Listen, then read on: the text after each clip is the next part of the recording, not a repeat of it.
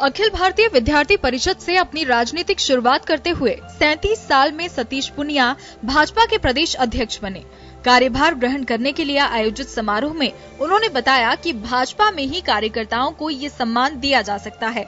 उन्होंने एक बार फिर दोहराया कि वो न किसी जाति विशेष और न ही किसी खास नेता की वजह से प्रदेश अध्यक्ष बने हैं। ये कार्यकर्ताओं का दिया गया सम्मान है। कभी जीवन में कल्पना नहीं करी थी कि मैं दुनिया के सबसे बड़े राजनीतिक संगठन का, बहुत बड़े प्रदेश का, मुझे इतनी बड़ी जिम्मेवारी मिलेगी। लेकिन मित्रों, मैं ये मानता हूं, ये जिम्मेवारी किसी एक व्यक्ति की मेहरबानी से नहीं, किसी एक बिरादरी की मेहरबानी से नहीं, किसी एक नेता की मेहरबानी से नहीं। ये जिम्मेवारी यदि आपके इस भाई को, इस बेटे को, इस साथी कार्यकर्ता को मिली है तो उसके कारक आप सब लोग हो। इस मौके पर पुनिया ने कहा कि राजस्थान को कांग्रेस मुक्त करना है और साथ ही आगामी चुनावी चुनौतियों के लिए कार्यकर्ताओं को एकजुट होना होगा। मित्रों, मुझे कहते हुए खुशी है, मैं तो करोड़पति नहीं हूं, लेकिन राजस्थान की भारतीय जनता पार्टी करोड़पति है। 67 लाख नए सदस्य आप लोगों ने अपने पसीने से बनाए। मित्रों, सतीश पुनिया ने मुख्यमंत्री अशोक गहलोत पर भी निशाना साधा और कहा कि राजस्थान की कानून व्यवस्था चरमरा गई है और मुख्यमंत्री पुत्र मोह में डूबे हुए हैं। समारोह को केंद्रीय मंत्री प्रकाश जावड़ेकर, राष्ट्रीय उपाध्यक्ष ओम प्रकाश माथुर, राजस्थान विधानसभा में नेता प्रतिपक्ष गुलाब चंद कटारिया, केंद्रीय राज्य मंत्री अर्जुन मेघवाल ने भी संबोधित किया। आज सामने वाले पार्टियां अपना अध्यक्ष कहा ये खोज रहे हैं।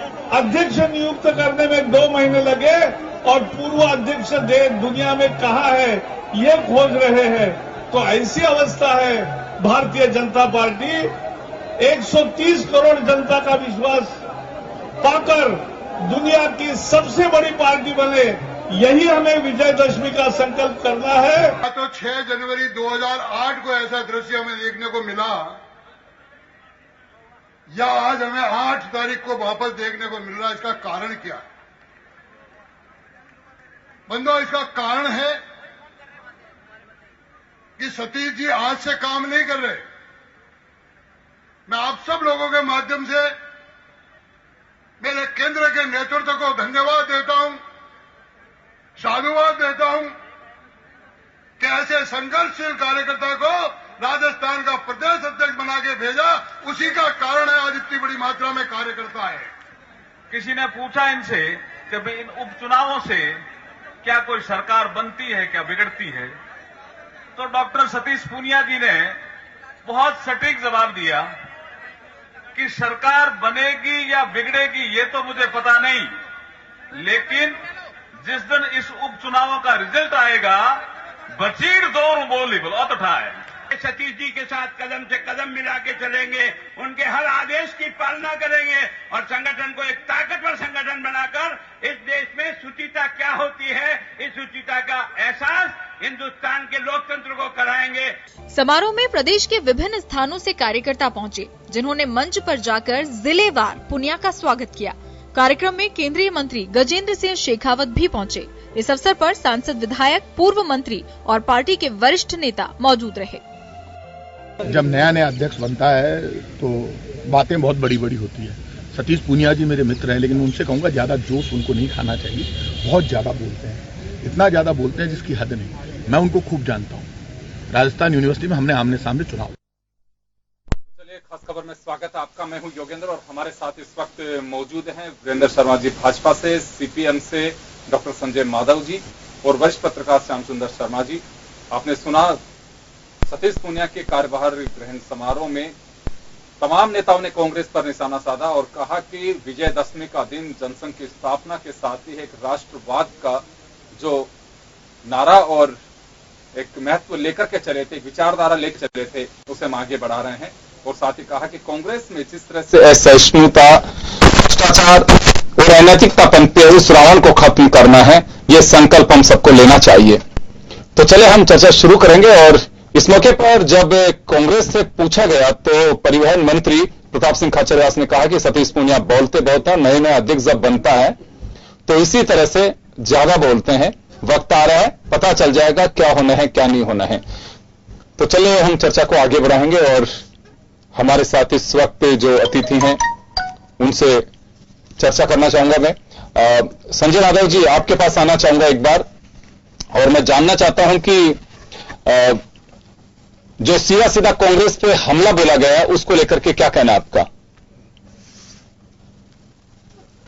विपक्ष का लीडर है तो नेचुरल हमला तो शासक वर्ग की पार्टी पे बोलेगा, उसमें तो कोई दिक्कत नहीं है। लेकिन वो जिस प्रकार की भाषा जो है कि भाई कांग्रेस मुक्त भारत कर देंगे, बीजेपी 2 सीटों पे तो बीजेपी मुक्त भारत नहीं हुआ, तो अभी कोई कांग्रेस के चुनाव आ गई है या दूसरी बार चुनाव आ गई तो इससे कोई मुक्त होने वाला कोई इस तरह की बातें मेरे ख्याल से कोई ज्यादा परिपक्व बातचीत नहीं है। लेकिन अभी क्या हो रहा है योगेंद्र जी की, अभी राजनीति का जो स्तर इस प्रकार का जो है ना, मिटा दूंगा रगड़ दूंगा, इस तरह की राजनीति देश में चल रही है।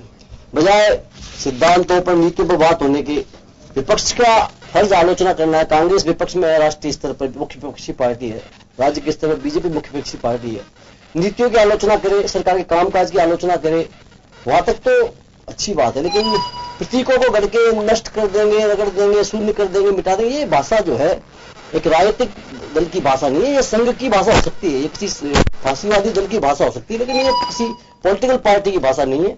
हमारा मानना यह है कि हमें हमेशा जो है पॉलिटिकल पार्टी के नाते राजनीतिक दलों की विचारधारा, जहां तक बात बीजेपी ने कहा कांग्रेस का वो भाई भतीजावाद के बारे में बात करें, भ्रष्टाचार की बात करें, मेरे ख्याल से अभी बीजेपी किसी भी रूप में कांग्रेस से किसी भी चीज में कम, परिवारवाद की बात हो, चाहे भ्रष्टाचार की बात हो, चाहे भाई भतीजावाद की बात हो, सब मामलों में भी पूरी तरह भाजपा का कांग्रेसीकरण हो चुका है। अभी कोई थोड़ा बहुत, और बीजेपी जब बीजेपी विचारधारा को छोड़ा उसके बाद ही बीजेपी आज इस स्तर तक पहुंची, राष्ट्रीय स्तर पर तमाम तरह के दल बदल, खरीद फरोख्त, भ्रष्टाचार, चुनाव में धन बल का प्रयोग, जाति बल का प्रयोग, वो सारे के सारे जो कांग्रेस के लिए विशेषताएं हुआ करती थी, आज उन सब विशेषताओं में बीजेपी ने कांग्रेस को पीछे छोड़ दिया है। और इसलिए कोई अब वो अपना अलग करके दिखाएं और ये कहे कि हम तो इसलिए हो सकता है कल को बीजेपी कांग्रेस बन गई है तो इसलिए कांग्रेस मुक्त, उस रूप में आप कहें, मेरे ख्याल से कांग्रेस मुक्त नहीं बल्कि कांग्रेस युक्त भाजपा हो गई है। दोनों ही दल आजकल भोड़ मची हुई है, कहां ज्यादा से ज्यादा गोवा का देखो, आपको जान कर्नाटक का जो काम पहले कांग्रेस ने किया आजादी के बाद में सरकारों को गिराना, खरीदना। चलिए संजय जी, मैं वापस आऊंगा आपके पास में। मैं एक बार वीरेंद्र शर्मा जी से मैं इस बार जान लेता हूं। वीरेंद्र जी, ये लगातार आरोप लग रहा है प्रतिपक्ष की ओर से कि पता नहीं देश और राजस्थान कांग्रेस मुक्त होगा कि नहीं होगा, लेकिन भाजपा कांग्रेस युक्त होती जा रही है। जिन चीजों का विरोध कभी बीजेपी कांग्रेस के लिए क्या करती थी, आज वो सारी चीजें कांग्रेस की बीजेपी में विद्यमान है, ये कहें कि उसमें मौजूद है। जी देखिए, पहली बात तो ये कभी भी संभव नहीं कि कांग्रेस की जो बातें हैं वो भाजपा में हो, क्योंकि भारतीय जनता पार्टी विचारधारा और कैडर युक्त पार्टी है।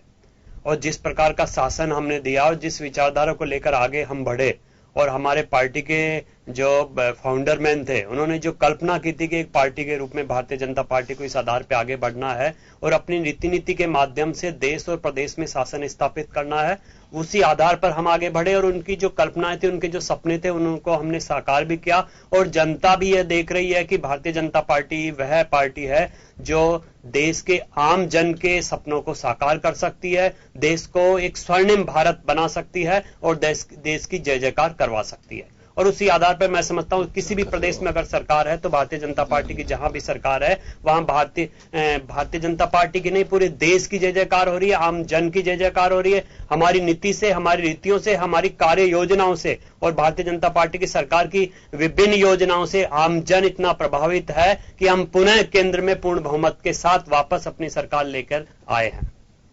जी चले, मैं एक बार संजय माधव जी के पास वापस जाना चाहूंगा। माधव साहब, सुना अभी वीरेंद्र शर्मा जी को आपने, साफ कहा जा रहा है कि जनता का भरोसा बीजेपी में हुआ है, इसी वजह से 282 से 303 पहुंच पाए हैं और जिन राज्यों में भी चुनाव हुए हैं वहां भाजपा ने फतेह हासिल की है। योगेंद्र जी, अभी आप रास्ते में निकल के देखिए, आप कह रहे कांग्रेस में नहीं हुआ है, ये होल्डिंग लगा, फोटो लगाना, चमचागिरी करना, ये सारी की सारी संस्कृति कांग्रेस की कल्चर है। अभी आप देखिए पूरे शहर में जो है पोस्टर लगा, कहां क्यों पैसा बर्बाद कर रहे हैं आप? अगर आपकी नीतियों में इतना विश्वास, आपको अपने काम काज में इतना विश्वास है तो ये फोटो दोनों पार्टियों में ये होड़ मची हुई है। पैसा जनता के खून पसीने कमाई क्यों बर्बाद कर रहे हो आप? अपनी व्यक्ति की फोटो लगाना, उसको जो है स्वागत है, पहले इतने दिन अध्यक्ष नहीं थे, आज पदभार ग्रहण कर रहे हैं, इतने दिन क्या थे वो? इतने दिन अध्यक्ष नहीं थे, ये सब ड्रामेबाजियां, ये जो कल्चर है कांग्रेस का कल्चर है, ये ड्रामेबाजी का कल्चर है। इससे ये आप कितने नकारते हो, जहां तक नीतियों की आप बात कर रहे हो, जनता खुश है।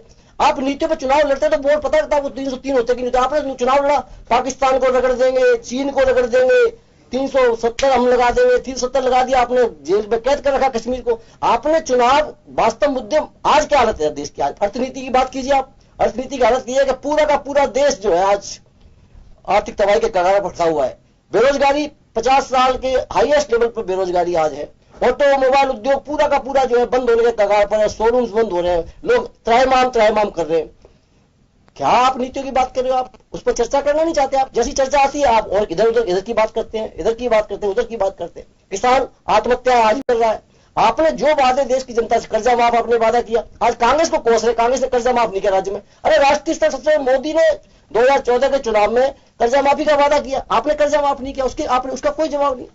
हकीकत बात यह है योगेंद्र जी, एक इनके पास में एकमात्र सहारा है, एक छद्म राष्ट्रवाद फैला करके, एक जनता को उन्माद में पैदा करके राष्ट्रवाद का, उसके आधार पर शासन करना चाहते हैं। ये लंबे समय तक नहीं चलेगा। कांग्रेस ने भी जो है गरीबी हटाओ और बहुत से इस तरह के नारे देकर के 50-55 साल देश में राज किया है।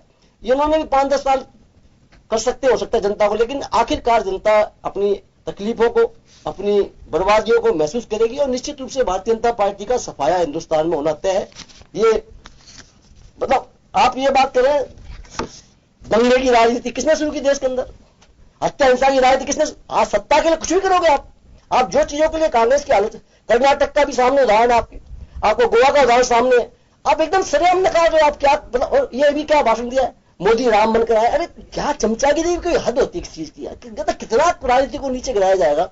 लेकिन क्या करें, पॉलिटिक्स ऐसी होगी, होड़ मची हुई है, कौन ज्यादा इसको लेवल को गिरा करके जा सकता है। ये राजनीति का ये दुर्भाग्य। इसलिए मुझे तो नहीं लगता है कि ये साथी वीरेंद्र जी में नौजवान साथी कह रहे हैं कि भाई नीतियों की बात है, अच्छी बात है। अगर वो नीतियां वास्तव में यदि होती तो निश्चित रूप से मैं पहला आदमी उतारू करते, लेकिन वास्तविकता यह है कि नीतियों पर ना तो चुनाव लड़ रही है भाजपा। आप उठा के देखिए, चुनाव का खर्चा उठा के देखिए वीरेंद्र जी, चुनाव के अंदर पिछले चुनाव में लगभग 40-50 हजार करोड़ रुपए खर्च हुआ, उसमें 28 हजार करोड़ अकेले भारतीय जनता पार्टी ने खर्च किया। चुनावी बॉन्ड कौन लेकर के आया? अभी ये विदेशों में इवेंट, विज्ञापनों पर, मोदी जी के विज्ञापनों खर्चा किया देश के बजट के बराबर हो रहा है। इतना पैसा खर्च विज्ञापनों में किया जा रहा है। काम किया होता तो विज्ञापन की क्या जरूरत है? अगर आपके काम बोलते हैं, आपको लग रहा है काम नहीं हुआ? काम नहीं, विज्ञापन, ये सारा का सारा जो है वो है ना इवेंट मैनेजमेंट का काम हो रहा है। जनता को जैसे कांग्रेस ने 55 साल बेवकूफ बनाया, 50 साल, ऐसे ये भी कोशिश करे कि 10-20 साल बनाओ, उसके बाद में जो होगा देखा जाएगा। ये इस तरह की पॉलिसी है राज्य में। यहाँ स्थिति ये है, एक बार आ रहे मेरा 56 पार्ट, एक बार तू आ जा, फिर एक बार मैं आ जाऊं, वो ना वो जहाँ चली रहा है गेम। एक बार कांग्रेस आई है, हमारा अगली बार नंबर आ ही जाएगा, तो कुछ करने की जरूरत नहीं है। ये अप्रोच जो है ना, ये बहुत खतरनाक है देश के लिए। इससे लोगों का, जनता का, वास्तव में लोकतंत्र से ही मोहभंग लोगों का हो रहा है और इससे बहुत बड़ा खतरा देश की संवैधानिक व्यवस्था को पैदा होने का काम हो रहा है, मेरा ये मानना है। जी वीरेंद्र जी, आपने सुना, सीधा एक आरोप लगाया है संजय माधव जी ने कि किस तरह के अहंकार की भाषा बीजेपी प्रयोग कर रही है। जी देखिए, संजय जी बहुत ही विचलित हैं वर्तमान की व्यवस्था को देखते हुए, और इनका वाजिब भी विचलित होना, क्योंकि इनकी पार्टी बिल्कुल सिमट चुकी है, प्रदेश से नहीं पूरे देश से भी। दूसरी बात मैं कहना चाहूंगा कि जिस प्रकार के आरोप लगाए हैं बिल्कुल निराधार हैं, क्योंकि केवल यही नहीं, पूरी जनता देख रही है, आपके चैनल के माध्यम से भी जनता देख रही है, हमारी योजनाओं के जो परिणाम आए वह भी जनता ने देखे। जनधन योजना के माध्यम से हमने शुरुआत की थी, बैंक अकाउंट ओपन करके आम गरीब को बैंक के दरवाजे तक हमने पहुंचाया। उसके बाद में उज्ज्वला योजना, गैस सिलेंडर, लोगों की, महिलाओं की आंखों से पानी हमने दूर कर दिया। आप ये देखिए उनकी कितनी समस्याएं हमने दूर की। उसके बाद जितनी भी योजनाएं आई, हमारी छोटी छोटी योजनाएं, आपके जन कल्याणकारी योजनाएं, 12 रुपए में इंश्योरेंस, एक आम आदमी सोच भी नहीं सकता था कि उसको सामाजिक सुरक्षा की इतनी अच्छी योजना मिल सकती है, पेंशन की योजना मिल सकती है। उसके बाद जो इंफ्रास्ट्रक्चर की जो योजनाएं हमने दी, उसके माध्यम से आज जो न्यू इंडिया साकार हुआ है, डिजिटल इंडिया के माध्यम से जो न्यू इंडिया बनाना है, स्टार्टअप के माध्यम से युवाओं के सपने साकार हुए हैं।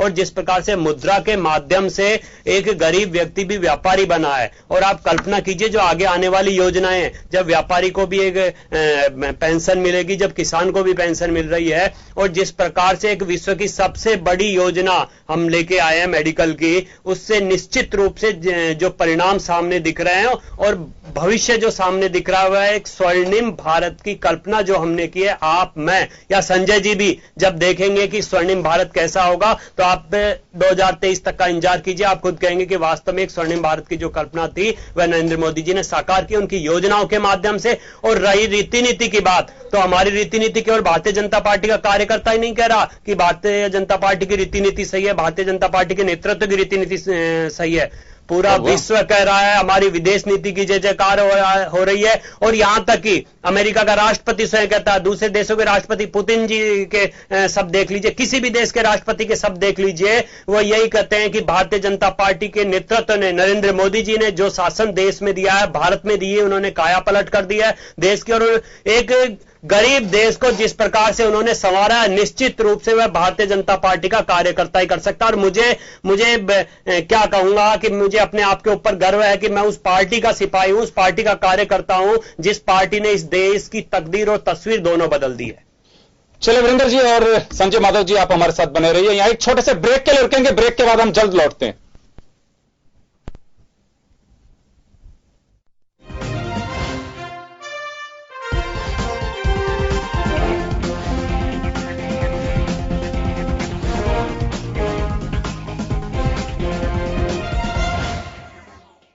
ब्रेक के बाद एक बार फिर आपका स्वागत है। आप देख रहे खास खबर, लेकिन हम आपको सीधे ले चलते हैं इस वक्त दिल्ली के द्वारका, जहां पे प्रधानमंत्री नरेंद्र मोदी रामलीला का मंचन जहां मौजूद है और इस वक्त देश को संबोधित कर रहे हैं। विजयदशमी का पर्व है, वहां रावण दहन होगा। उनके साथ इस वक्त दिल्ली भाजपा अध्यक्ष मनोज तिवारी भी मौजूद हैं। चले सीधे चलते हैं दिल्ली के द्वारका। पार करें, प्लास्टिक से मुक्ति दिलाने के लिए हम अपने आप को कोशिश करें, अपने गांव गली मोहल्ले को जोड़े, एक आंदोलन के रूप में चलाएं। No first use plastic. और इसलिए इस प्रकार का विचार लेकर के सिंगल यूज प्लास्टिक के लिए मुक्ति का हमारा अपना संकल्प होना चाहिए। आज प्रभु राम जी के इस विजयोत्सव के पर्व को हजारों साल से हम विजय पर्व के रूप में मनाते हैं। रामायण का मंचन करके संस्कार सरिता बहाने का प्रयास करते हैं। पीढ़ी दर पीढ़ी ये संस्कार संक्रमण चलता रहता है। आज ये द्वारका रामलीला समिति के द्वारा भी, इस मंचन के द्वारा युवा पीढ़ी को, नई पीढ़ी को हमारी सांस्कृतिक विरासत को परिचित कराने का जो प्रयास हो रहा है, मैं अंतःकरणपूर्वक उनको बधाई देता हूं। आपको भी विजयादशमी की अनेक अनेक शुभकामनाएं देता हूं। और मेरे साथ फिर से बोलिए, जय श्री राम, जय श्री राम, जय श्री राम। बहुत बहुत धन्यवाद।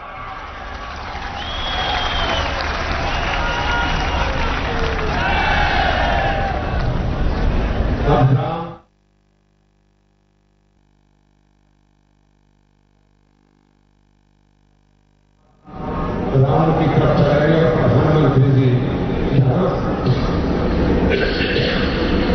मत से तीर चलाकर रावण का दहन करें।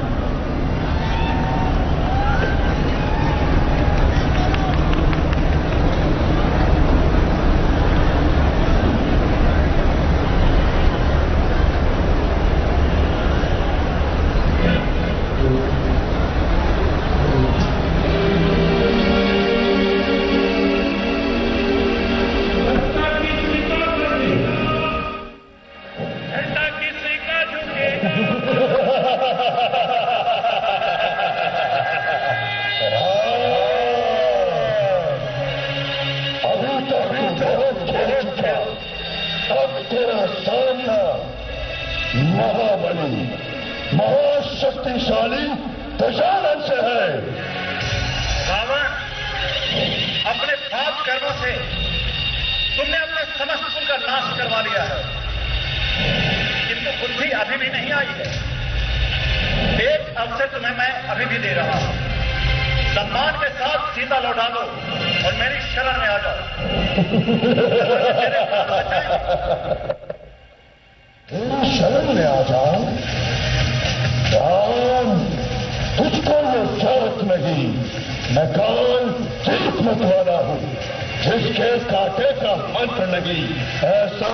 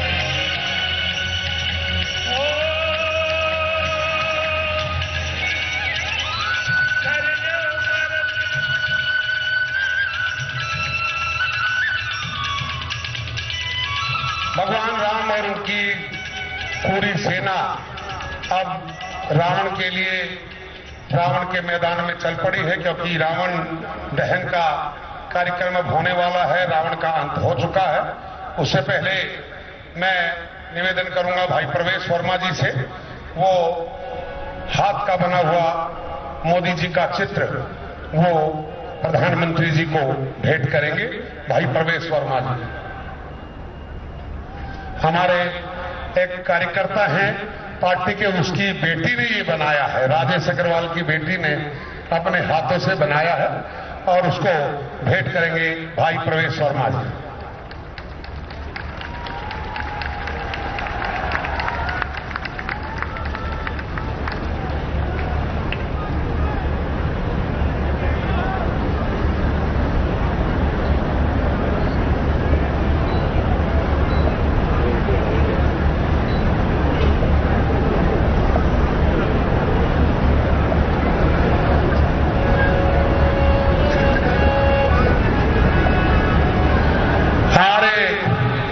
राजेश अग्रवाल जी जो है उनकी बेटी ने ये बनाया था, लेकिन वो मंच के पीछे थी।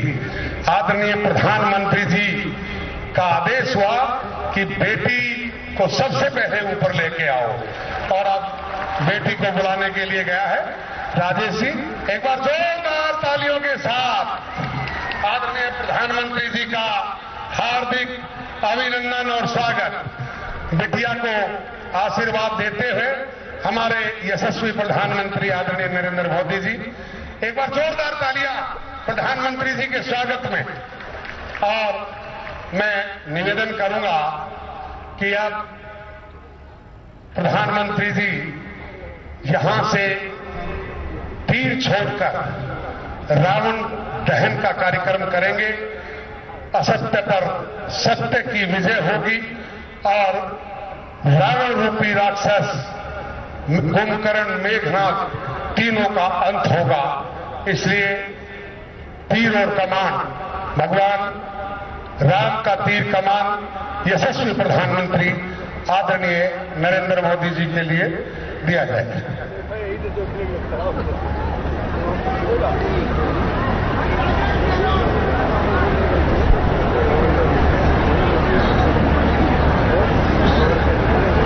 अब प्रधानमंत्री जी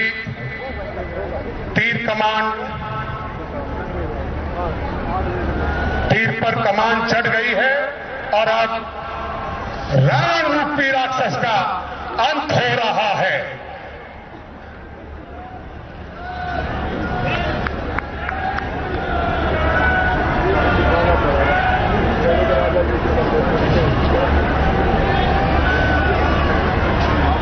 तीर छोड़ दिया गया है और रावण का भी सर्वनाश हो गया है। तीनों पुत्रों का दहन शुरू हो चुका है। जोरदार तालियों के साथ आदरणीय प्रधानमंत्री श्री नरेंद्र मोदी जी के लिए। हम सबका सौभाग्य है कि आज यशस्वी प्रधानमंत्री आदरणीय श्री नरेंद्र मोदी जी हम सबके बीच में हम सबको आशीर्वाद देने के लिए हम सबके बीच में यहां पहुंचे। द्वारका श्री रामलीला सोसाइटी की ओर से हम आदरणीय प्रधानमंत्री जी का यहां पहुंचने पर द्वारका श्री रामलीला सोसाइटी की ओर से एवं तमाम क्षेत्र की ओर से उनका हार्दिक अभिनंदन और स्वागत करते हैं। और मैं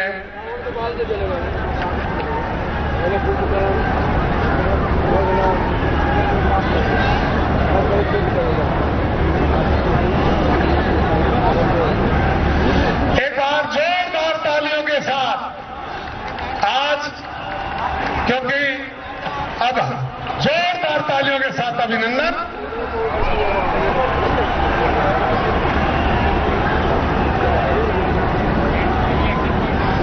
रावण, कुंभकर्ण और मेघनाथ तीनों का दहन हो चुका है और आप सबके बीच में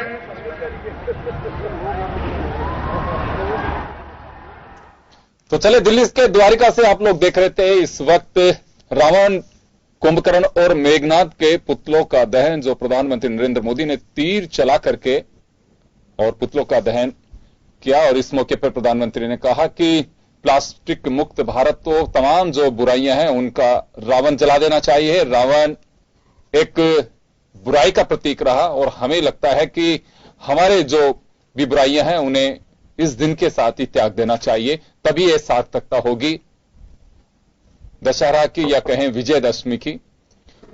तो चलिए, प्रधानमंत्री नरेंद्र मोदी दिल्ली के द्वारिका में मौजूद रहे, जहां उनके साथ दिल्ली भाजपा के प्रदेश अध्यक्ष मनोज तिवारी भी मौजूद रहे और इस मौके पर तीर कमान के जरिए चला करके और उन्होंने रावण का दहन किया। चलिए एक छोटे से ब्रेक के लिए रुकते हैं, ब्रेक के बाद वापस लौटते हैं।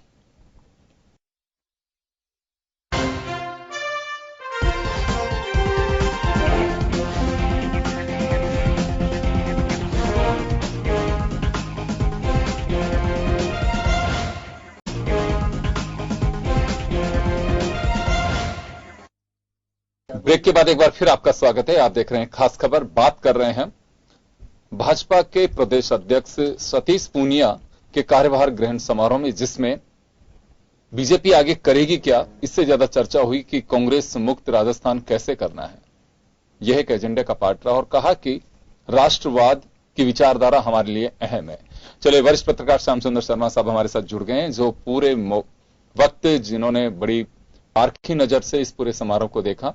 श्याम जी, आपके पास आना चाहूंगा मैं, किस तरह से देखते हैं ओवरऑल अगर हम सतीश पूनिया की ताजपोशी को देखें?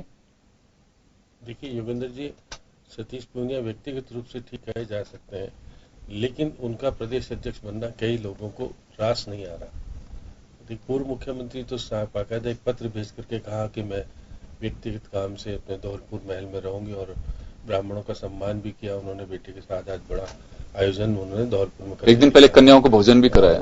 मेरा मानना था कि अगर वो चाहती तो आ सकती थी, उनके पास साधन संपन्न है। वो तो बाई स्टेट प्लेन वो क्या चार्टर्ड प्लेन से आकर के जा सकती। जिस प्रकार गजेंद्र सिंह निश्चित रूप से जोधपुर से यहाँ आए, विशेष रूप से इन्हीं के कार्यक्रम में शामिल होने के लिए।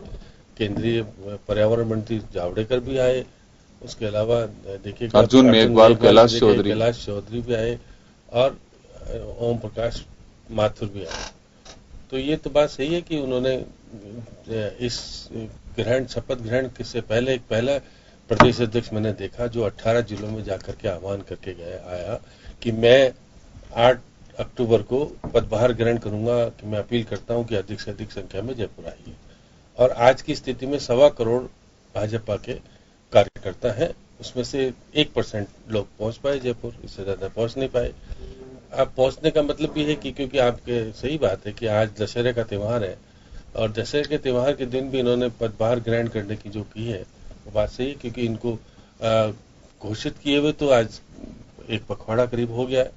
चाहते तो, क्योंकि बीजेपी में वो कहते हैं कि कोई मुहूर्त वूर्त ज्यादा माना नहीं जाता, लेकिन उन्होंने अपने स्थायित्व को बनाए रखने के लिए कि भाई मैं आगे तक प्रदेश अध्यक्ष रहूं, इसलिए उन्होंने उस सबको टाला कि आप नहीं किया। इन्होंने पहली बार लगता है कन्या भोजन जो कराया गया है इस मौके पर। इससे पहले तो क्योंकि आपके देखिएगा उत्तर प्रदेश के मुख्यमंत्री तो हमेशा ही कराते रहे हैं। नहीं, वो तो उनके तो नवरात्रि पूरे करते हैं उस नाते, इन्होंने लेकिन वाल्मीकि समाज की कन्याओं को भोजन करवाया वहां पे पूरे। देखिए ये सब देखिएगा कि कोई दिखावा ज्यादा हुआ। प्रधानमंत्री करते हैं, प्रधानमंत्री ने तो जाकर के कुंभ के मेले में किया, सारा देखा होगा आपने। वो दलित के लोगों को, दलित की कन्याओं का किया। तो अब यहाँ भी दलित को वोट चाहिए बीजेपी को, इसलिए दलित की कन्याएं चाहिए। कन्या तो कोई भी है, कन्या तो कन्या होती, कोई दलित की कन्या से ही कोई बेड़ा पार हो जाता है। नहीं, उसमें होना चाहिए सब तरह की जाति की तो कन्याएं लानी चाहिए थी। जब तो हम कहते हैं कि सर्व धर्म है, अब वो बार बार कहते हैं कि मैं नहीं, बीजेपी ये चाहती है कि दलित उत्थान। अमित शाह साहब भी आए थे तो एक बाकायदा एक दलित बस्ती में भोजन किया उन्होंने। दलित उत्थान कोई नहीं चाहता, दलित के वोट चाहता है। वोटों की राजनीति है यहाँ पर कोई दलित के लिए आप कन्याओं को केवल भोजन करा देने से दलित का भला हो जाने वाला है क्या? आपको आज 10 दलितों को स्थायी रोजगार दिलाने के लिए कुछ पैदा करते, उन कन्याओं को कहते कि मैं अब इनका भरण पोषण जीवन का सब चीजें मैं दूंगा, ये करके घोषणा करते। केवल एक दिन से खाना खिलाने से, उनके पैर धो लेने से उनका दलितता दूर नहीं होगी। आपको कहना चाहिए था कि जितनी 9 कन्याएं आई हैं मैं इनके भरण पोषण की पूरी जिम्मेदारी लेता हूं, योग्य बनाऊंगा, ये घोषणा करनी चाहिए। तो उससे एक संदेश भी जाता देश में कि भाई देखिएगा कि प्रदेश अध्यक्ष बीजेपी की ने एक बहुत बड़ी घोषणा की और उसका अनुकरण बाकी लोग भी करते। लेकिन बात सही है कि आज पूरे जिलों के कार्यकर्ताओं का उपस्थिति दर्ज कराई और उन्होंने देखिएगा कि भाजपा के बाहर बाकायदा बड़ा मंच लगाया गया और मंच लगाने के बाद वहां पर करीब 6 घंटे तक मैं तो देख रहा था कि करीब 3:30 बजे तक ये कार्यक्रम चलता रहा। मालाओं का होता रहा, सादगी से कार्यक्रम बनाया जाना चाहिए था। ये शक्ति परीक्षण माना गया कि शक्ति परीक्षण किस प्रकार से हुआ कहने का प्रयास। श्याम जी, से सतीश पूनिया के प्रति कार्यकर्ताओं का उत्साह, उनके प्रति लोगों का लगाव, ये नहीं देखा जाना चाहिए यहाँ? नहीं, हर अध्यक्ष अपने आप को प्रदर्शित करना चाहता है कि मेरे साथ कार्यकर्ता और नेता साथ है, इसलिए प्रदर्शन करता है।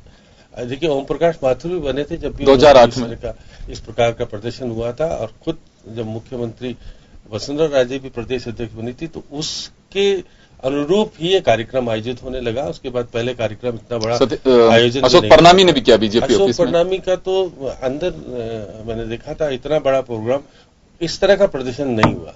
ये प्रदर्शन या तो वसुंधरा राजे के समय पर हुआ या ओम प्रकाश माथुर के समय पर या इनके सतीश पूनिया जी के माध्यम से हुआ।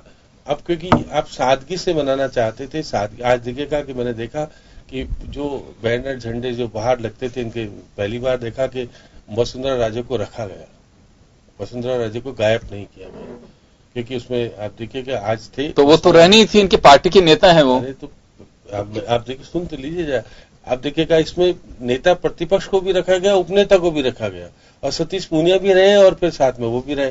तो महामंत्री जी को क्यों छोड़ा गया? चंद्रशेखर जी को भी साथ रखते थे। तो आप ये प्रदर्शित 4 लोगों की फोटो लगाने की जरूरत क्या है? आप ये बताना चाहते हो कि साहब मैं तो अभी कद से इतना बड़ा नहीं हुआ हूं, इसलिए इनको सबको शामिल रखूंगा तो मैं फायदे लूंगा। आप कहते हैं कि इधर राष्ट्रीय अध्यक्ष है, इधर आपके सामने सतीश पूनिया है और आह्वान करते, क्योंकि उनका कद अभी भी उस स्तर का नहीं बन पाया है और उनको कद से समय से पहले परोस दिया गया पार्टी ने जी कि आने वाले समय में। श्याम जी, मैं एक बार रोकना चाहूंगा, मैं एक बार फिर आप लोगों को दिल्ली के रामलीला मैदान ले जाना चाहूंगा, जहां इस वक्त राष्ट्रपति रामनाथ कोविंद पहुंच चुके हैं और जहां रावण दहन का कार्यक्रम होगा। पारंपरिक जो कार्यक्रम दिल्ली के रामलीला मैदान में होता है और वहां पे राष्ट्रपति हर बार पहुंचते हैं, जो भी राष्ट्रपति होता है वहां जाता है। सीधे ले चलते एक बार Delhi. By the Pandal, by the Ramlila Samiti of IP Extension, President Ramnath Kovind is present at the venue. He is the special guest in this particular Ramlila celebration. And I was saying that Prime Minister gave several important messages, and the message that stood out was the message of women's empowerment. Dussehra happens alongside Vijay Dashmi, Durga Puja. Durga Puja also concludes today. He gave a message of how the celebration must not end with this day, but the message of women's empowerment, respect for women across in our society that we come across, not just in our family but also outside in the society, should be one of the pledges that we take today. And interestingly, he said that this Diwali, when Lakshmi Puja, which is a tradition in India, takes place, let's give it a new direction and a new theme. And he said that this Diwali, let us celebrate the achievements of the daughters of the country, and in that manner, this will be our respect to Goddess Lakshmi, if we celebrate the achievements made by the daughters of the country in whatever field they've made those remarkable strides. So those were the ways in which Prime Minister also connected this social celebration into a means to also bring in more bonhomie and a more a view and a strengthened social message for all the people to come, for the young people who had come to visit the Ramlila celebrations. However, this particular celebration coming in live from IP Extension, where President Ramnath Kovind is the chief guest. बिल्कुल सीधे दृश्य आप देख रहे हैं IP extension से, जहां पर राष्ट्रपति रामनाथ कोविंद मौजूद हैं और उन्हें अभी एक गदा भेंट की गई और इससे पहले एक त्रिशूल भी भेंट किया गया और एक प्रतीक भी उनको भेंट किया गया। और वास्तव में ये शक्ति का पर्व है, ये संकल्प का पर्व है, और जिस तरह से प्रधानमंत्री नरेंद्र मोदी ने भी कहा, और ये आप देख सकते हैं ये Right, Rama, let me inform my viewers. So on the left-hand side of your screen, the effigy of Ravan that you see burning is taking place in the Ramlila Maidan. We earlier informed you that Vice President Venkaiah Naidu, former Prime Minister Manmohan Singh are special guests at Ramlila Maidan, Lal Killa venue for the Ramlila celebration. So those visuals coming in from Ramlila Maidan. On the right frame. President Ramnath Kovind is present at the IP extension celebrations. Here too, the effigy of Ravan, Kumbhakaran and Meghnad will be burnt in a short while, but the one that you see burning right now is taking place at Ramlila Maidan near Red Fort. बिल्कुल, लाल किला रामलीला मैदान के ये दृश्य देख रहे हैं जहां पर रावण का पुतला दहन हो रहा है और आईपी एक्सटेंशन में भी ये प्रक्रिया होने वाली है, क्योंकि आईपी एक्सटेंशन के भी दृश्य करेगा। दिल्ली के आईटी एक्सटेंशन में इस वक्त राष्ट्रपति रामनाथ कोविंद मौजूद हैं और वहां से जो विजयदशमी पर्व है उसमें हिस्सा ले रहे हैं। तो चलिए हम आगे रुक करेंगे। एक बार खास खबर में वीरेंद्र शर्मा जी का। वीरेंद्र जी, श्याम जी ने जो अभी बात कही वो आपने सुनी कि दिखावा ज्यादा रहा। सतीश पूनिया बड़े सादा और सादगी वाले इंसान है, लेकिन जिस तरह का एक शक्ति प्रदर्शन इसमें किया गया है और वह भी उस रूप में नहीं किया गया जितनी अपेक्षित भीड़ थी। 18 जिलों का उन्होंने दौरा किया, इतने भीड़ जुटा नहीं पाए।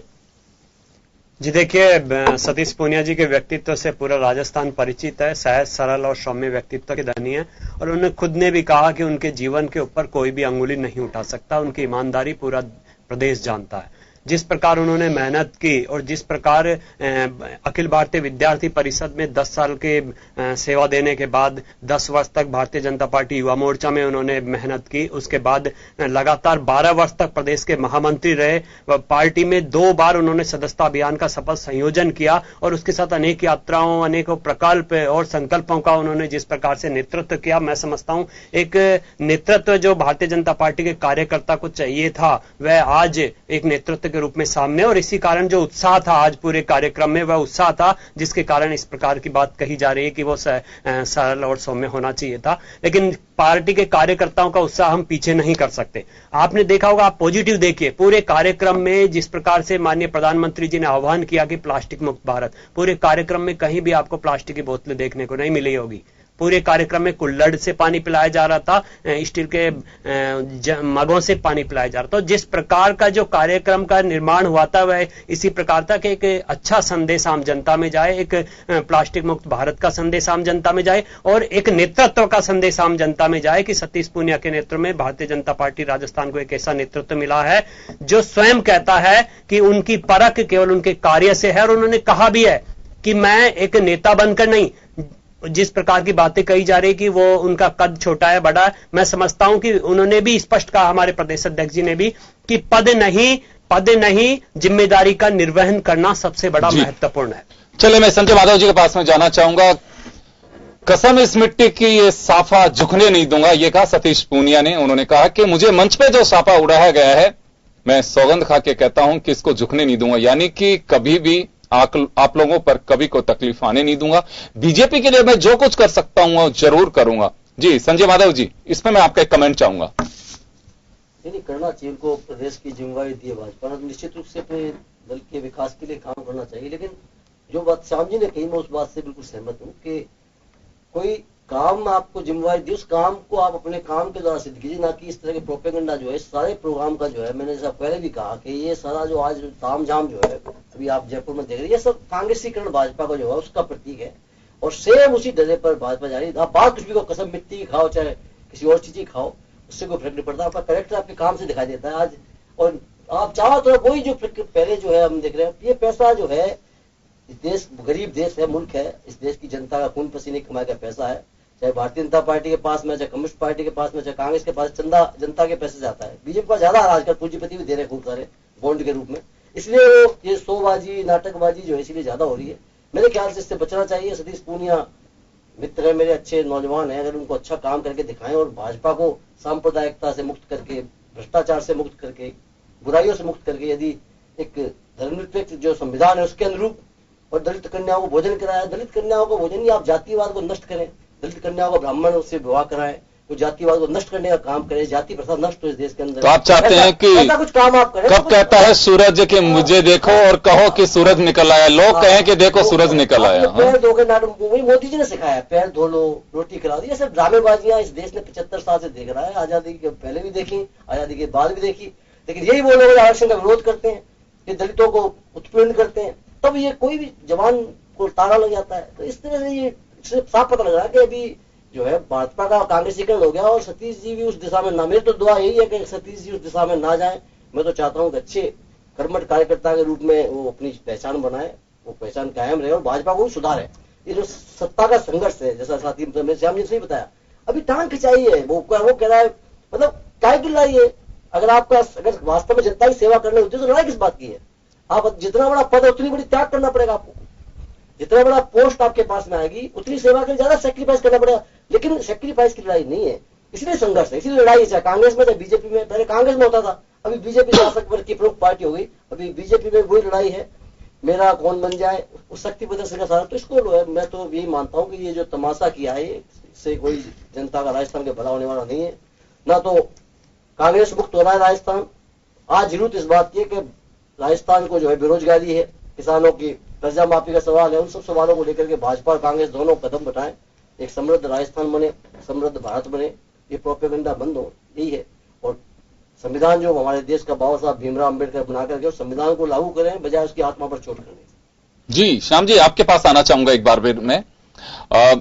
सतीश पूनिया ने कहा साफ, देखिए सतीश पूनिया का भाषण काफी, मैं कहूंगा कि एक ओजस्वी भाषण कहा जा सकता है। वो एक ग्रास रूट से निकले हुए 37 साल का जो सफर उनका विद्यार्थी जीवन में, विद्यार्थी परिषद से जुड़े, जो आरएसएस का एक अग्रिम संगठन कहा जा सकता है, वहां छात्र राजनीति से उन्होंने अपने राजनीति का पदार्पण करके शुरू किया। उसके बाद मूल संगठन में आए और वो युवा मोर्चा से उन्होंने अपना ये भाजपा का सफर तय किया। भाजपा के प्रदेश अध्यक्ष भी रहे, तो वो विद्यार्थी परिषद में रहे हों या फिर युवा मोर्चा में रहे, पूरे प्रदेश में मुझे लगता है कि सब जगह उनकी पहचान है, उनकी टीम के लोग हैं, तो निश्चित रूप से इतनी भीड़ आ सकती थी। लेकिन उन्होंने जो सौगंध खाकर के साफे की लाज बचाने की बात कही है, जैसे नरेंद्र मोदी जी ने भी कहा था कि सौगंध इस मिट्टी को झुकने नहीं दूंगा। देखिए योगेंद्र जी, सबसे बड़ी चुनौती उनके सामने उपचुनाव की है। पहले तो दोनों उपचुनाव जीत के बताएं कि क्योंकि वो उनकी जाति के अधिक मतदाता हैं, क्योंकि वो एक जगह जाके भी आ गए हैं, खीवसर जाने की बात हो रही है। तो दोनों तो एक चुनाव अगर दोनों जीतेंगे तो एक बड़ी उपलब्धि उनकी खाते में जुड़ेगी। और उसके बाद आप देखिएगा कि 3 चुनौतियां हैं फरवरी तक इनके सामने। देखिए शहरी निकायों के चुनाव आएंगे, हाँ, नवंबर में, शहरी निकाय के चुनाव जनवरी-फरवरी में फिर स्थानीय निकाय आएंगे। और एक बड़ी चुनौती उनके सामने है कि क्या कार्यकारिणी में कुछ परिवर्तन कर पाएंगे, या तो जिला अध्यक्षों की परिवर्तन कर पाएंगे क्या। ये सब बड़ी चुनौती उनके सामने रखी हुई है। क्या दिसंबर से पहले अगर ये तत्काल कोई चीजें कर पाते हैं तो निश्चित संगठन में सक्रियता आएगी, नहीं तो पुराने डर्रे को लेकर साथ चल करके ये बीजेपी संगठन को मजबूत बनाने की दिशा में आगे नहीं बढ़ सकते। इसलिए चुनौती ज्यादा है। अब उन्होंने, क्योंकि आज कार्यभार ग्रहण विधिवत रूप से कार्यालय में आना शुरू होंगे, अब तक वो बाहर से जा रहे थे, आए भी कार्यालय में लेकिन अपने कमरे में बैठ करके मंत्रणा नहीं कर पाए। आज से वो अपना विधिवत रूप से कार्यभार ग्रहण किया है। हम तो कहते हैं कि आप कांग्रेस मुक्त बनाने की बात प्रधानमंत्री भी कहते थे, अमित शाह भी कहते थे, फिर वो भूल गए क्योंकि उनको 3 राज्य एक साथ आ गए थे। तो ये सारी चीजें आपको किसी को मुक्त बनाने के बाद आप फलो फूलो, आपकी पार्टी आगे बढ़े, ये तो ठीक है।